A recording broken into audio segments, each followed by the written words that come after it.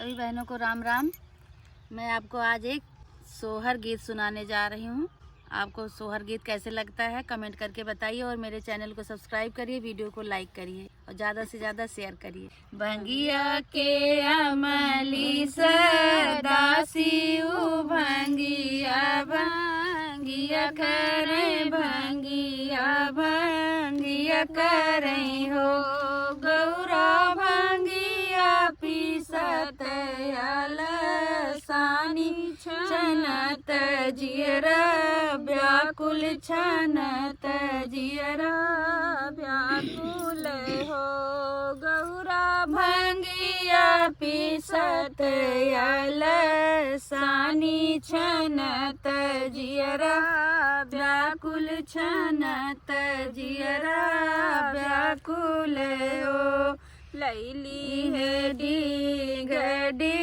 गांबर और बागांबर और बागांबर हो शिवजी ढूंढे बैल भैले असवार तो चल ही मांचल चल ही मांचल हो शिवजी ढूंढे बैल भैले असवार तो चले हैं ही मांचल चले हैं ही मांचल हो। किसी से हुआ में चूक्यों से जरिया नहीं दास्यों से जरिया नहीं दासे हो शिवजी कवन गलती हम कीनी तू चले लाही मांचल तो चले लाही मांचल हो। नहीं गौरा से हुआ में चूक्यों ने जरिया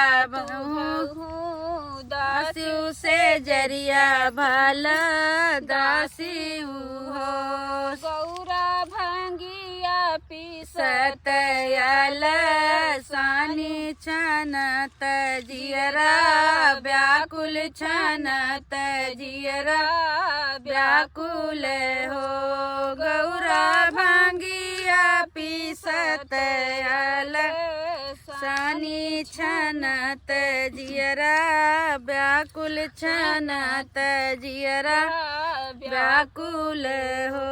तू तो शिवजी जोगी रागी दर दियो ना जान दर दियो ना जान शिवजी गड़े पतीली है अवतार छनत जियरा व्याकुल छनत जियरा व्याकुल हो शिवजी गड़े पतीली है अवतार छनत जियरा व्याकुल छनत जियरा व्याकुल हो।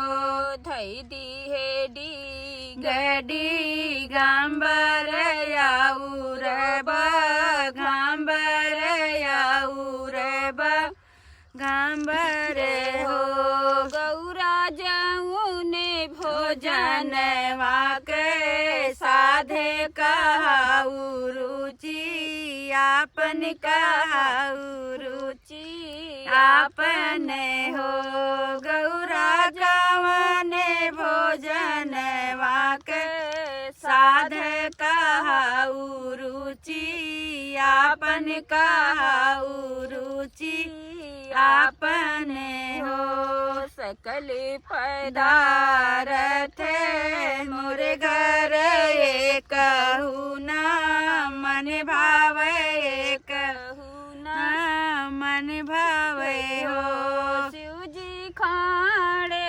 चिराऊं जी के भोजन बहुत नीन भावे बहुत मन भावई हो शिवजी खाड़ चिराऊं जी के भोजन बहुत मन भावे बहुत मन भावई